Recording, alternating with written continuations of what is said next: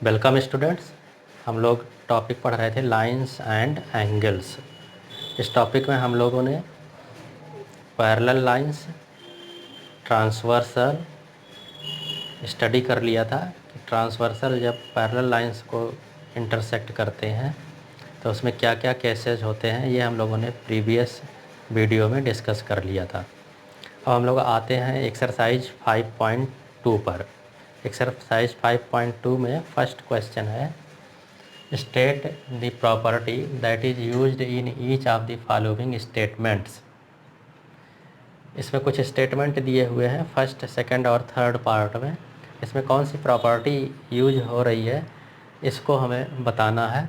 एक फिगर बना हुआ है, इसमें लाइन ए लाइन बी बनी हुई है और उसमें दो ट्रांसवर्सल बनी हुई है। जो फर्स्ट ट्रांसवर्सल बनी हुई है इसके एंगल्स भी इसमें लिखे हुए हैं 1 2 3 4 5 6 7 एंड 8। अब आते हैं फर्स्ट स्टेटमेंट पर। If A parallel to B then angle 1 equal to 5। Line A और बी अगर पैरेलल है और एंगल 1 इक्वल टू 5 है तो यहाँ पर कौन सी प्रॉपर्टी लग रही है ये हमको बताना है।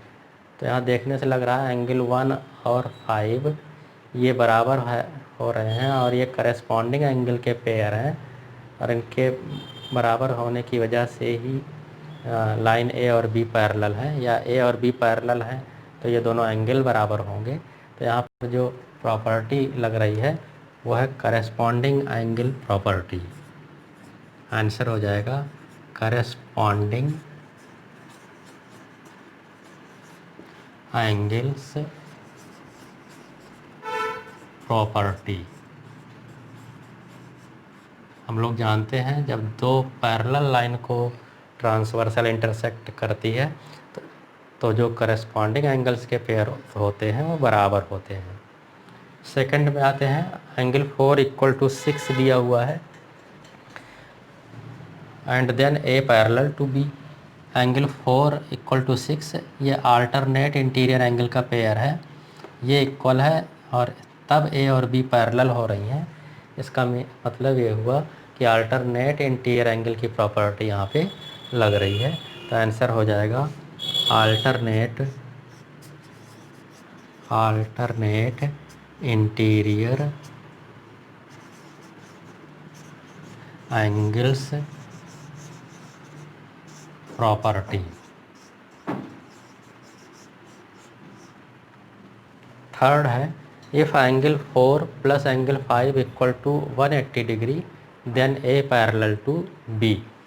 एंगल 4 एंड 5 का सम 180 हो रहा है तो यहाँ पर interior angle on the same side of transversal है 4 और 5 और इनका सम 180 हो रहा है और उसकी वजह से लाइन ए और बी पैरेलल हो रही हैं। तो प्रॉपर्टी हो जाएगी sum of interior angles on the same side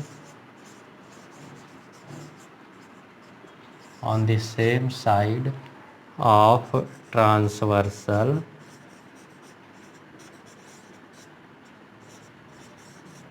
are supplementary।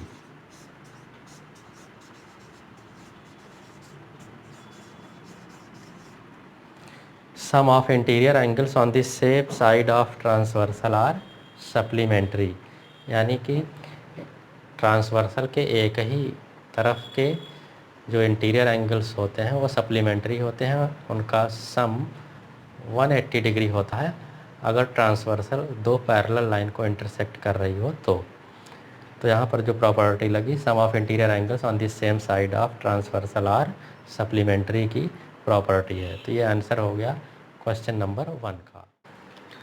अब आते हैं हम लोग क्वेश्चन नंबर 3 में। In the adjoining figure P parallel to Q find the unknown angles. एक फिगर बना हुआ है, इसमें P is parallel to Q ये दिया हुआ है और एक ट्रांसवर्सल P और Q को डिस्टिंक्ट पॉइंट पर इंटरसेक्ट कर रही है। Unknown angles A B C D E F हमको पता करना है, जबकि एक एंगल 125 डिग्री यहाँ पर दिया हुआ है। तो हम लोग जो प्रॉपर्टीज़ पढ़े हुए हैं उसकी मदद से इस क्वेश्चन को सॉल्व करते हैं। यहाँ पर एंगल एफ और 125 एक लाइन पर बन रहे हैं, ये लीनियर पेयर फॉर्म कर रहे हैं। तो हम लोग लिख सकते हैं angle F plus 125 degree equal to 180 degree by linear pair, या लीनियर पेयर फॉर्म कर रहे हैं। तो इन दोनों का सम 180 डिग्री होगा और यहाँ से हम लोग एफ़ की वैल्यू निकाल लेंगे। एफ़ इज इक्वल टू हो जाएगा 180 माइनस 125 और एंगल एफ़ की वैल्यू आ जाएगी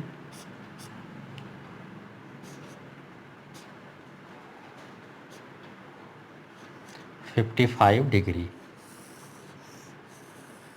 एंगल एफ़ की वैल्यू आ गई। Now F and angle E, this two angles are vertically opposite angle. दो लाइन इंटरसेक्ट कर रही हैं एक पॉइंट पर, वर्टिकली अपोजिट एंगल फॉर्म हो रहे हैं और हम जानते हैं कि vertically opposite angles are equal to each other. तो ई और एफ बराबर होंगे, जितनी वैल्यू एफ की है उतनी ही वैल्यू ई का भी आंसर हो जाएगा। तो here angle E is equal to angle F के बराबर होगा और ये हो जाएगा 55 डिग्री। तो एंगल ई की वैल्यू भी पता चल गई। रीज़न हो जाएगा वर्टिकली अपोजिट एंगल से, vertically opposite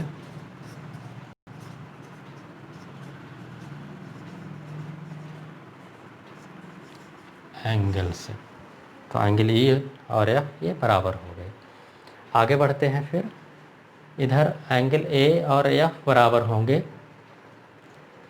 because these two lines are parallel lines transversal intersecting these two lines, therefore alternate interior angle के पेयर बराबर होंगे। तो A इक्वल टू एफ हो जाएगा।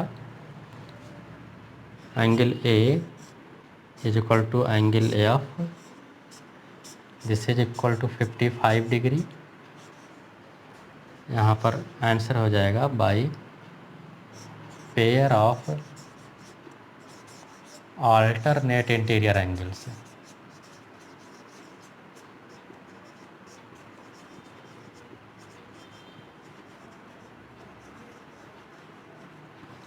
Pair of alternate interior angles. तो angle A की value हो गई 55 डिग्री। अब एंगल बी की अगर हम बात करें तो एंगल बी और एंगल डी बराबर होंगे, वर्टिकली अपोजिट एंगल है। तो बी निकालने के लिए पहले डी निकाल लिया जाए। Angle D is equal to 125 degree, ये करस्पॉन्डिंग एंगल का पेयर यहाँ पे फॉर्म हो रहा है। एंगल डी इक्वल टू हो जाएगा angle D is equal to 125 degree by the reason pair of corresponding angles.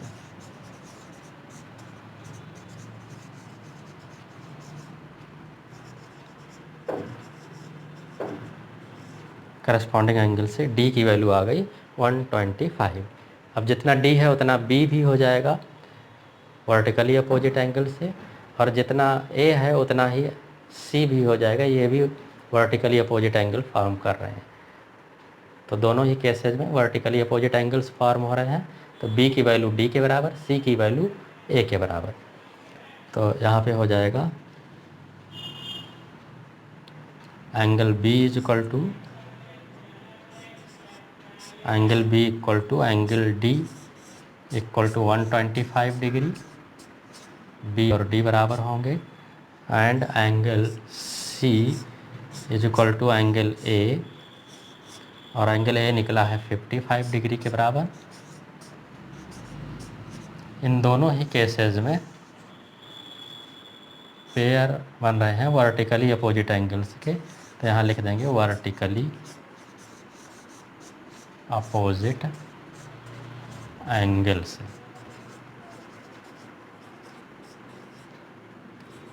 तो यहाँ पर जितने भी अननोन एंगल्स थे वो सब पता चल गए। अब हम लोग आंसर लिख देंगे। आंसर हो जाएगा angle A is equal to 55 degree, angle B is equal to 125 degree, angle C is equal to 55 degree,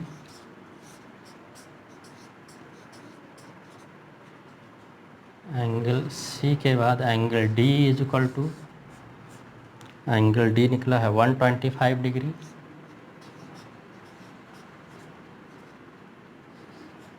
next angle E is equal to 55 degree, and last है angle F is equal to, angle F निकला है 55 degree.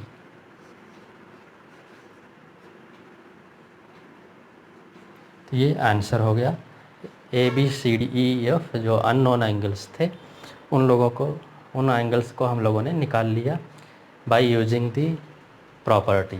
तो इसको solve करते समय ऐसे ही लिखते जाना है प्रॉपर्टी को, जहाँ पर जो प्रॉपर्टी लग रही है। क्वेश्चन पर आते हैं। Question number 4, find the value of X in each of the following figures if L is parallel to M. इस क्वेश्चन में दो पार्ट हैं। फर्स्ट पार्ट हम लोग लेते हैं। इसमें यल इज़ पैरेलल टू एम, जो लाइन यल है वो लाइन एम के पैरेलल दी हुई है। टी इज़ द ट्रांसवर्सल, एक एंगल 110 डिग्री दिया है। यक्स की वैल्यू हमको इसमें पता करना है। यक्स की वैल्यू पता करने के लिए हम लोग करते क्या है कि यहाँ पर चूँकि लाइन यल और एम पैरेलल हैं, तो अल्टरनेट इंटीरियर एंगल का जो पेयर है ये दोनों बराबर होगा। तो ये एंगल अगर हम लोग पता कर ले जाएं तो उतना ही यक्स भी हो जाएगा, क्योंकि यल और एम के पैरेलल होने से pair of alternate interior angles will be equal. तो इस एंगल को पता करने के लिए हम लोग अपनी तरफ से इसका नाम लिख दें सबसे पहले A. This is angle A. A angle को पता करने के लिए ए और 110 यहाँ पर लीनियर पेयर फॉर्म कर रहे हैं। तो फ्रॉम फिगर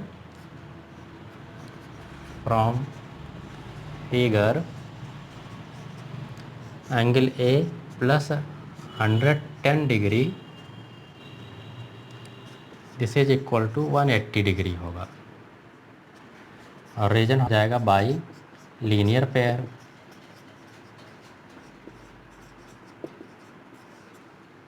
और यहाँ से आ जाएगा angle A is equal to 180 minus 110, और यहाँ से हम लोग एंगल ए की वैल्यू निकाल लेंगे 70 डिग्री।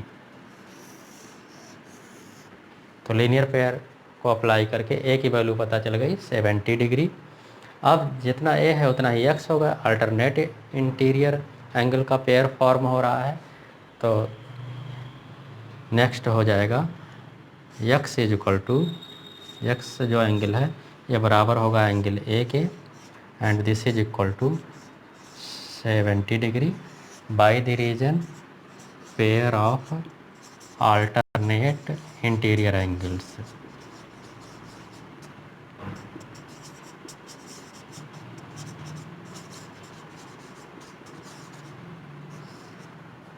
और फिर आंसर हो जाएगा x is equal to 70 degree.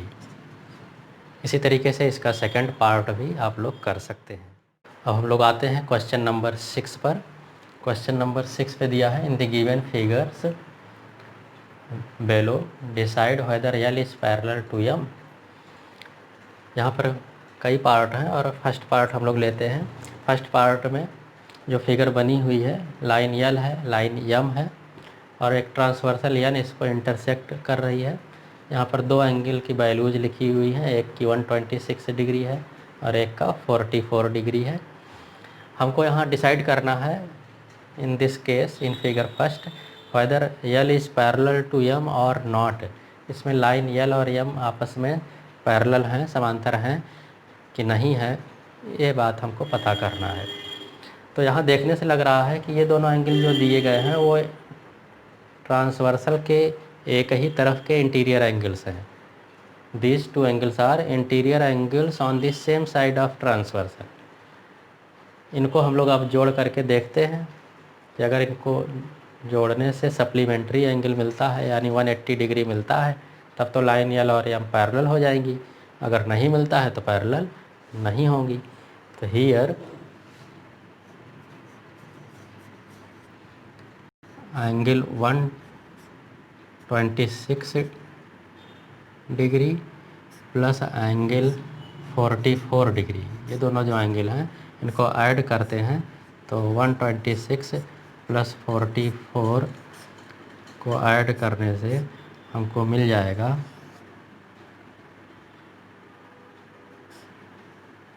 170 degree. ये 170 डिग्री मिला, 180 के बराबर नहीं मिला, तो या which is not equal to 180 degree, ये 180 के बराबर नहीं है। तो रीजन लिख देंगे here since sum of interior angles on the same side of transversal on the same side of transversal are not supplementary, are not supplementary, ये supplementary नहीं है। देयरफॉर लाइन यल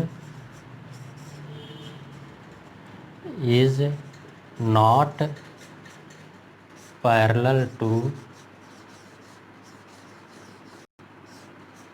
लाइन यम। जो लाइन यल है वो यम के parallel नहीं होगी, क्योंकि यहाँ पे जो interior angle on the same side of transversal दिए हुए हैं उनका सम 180 नहीं मिला, ये सप्लीमेंट्री नहीं हुए, तो प्रॉपर्टी फॉलो नहीं हो रही है, इसलिए यल इज़ नॉट पैरेलल टू यम, यही आंसर हो जाएगा। बच्चों इसी तरह से आप 6th क्वेश्चन के बाकी पार्ट और साथ ही साथ एक्सरसाइज 5.2 के जो बचे हुए क्वेश्चंस हैं वो पढ़े हुए टॉपिक और क्वेश्चंस के आधार पे आप लोग सॉल्व कर सकते हैं।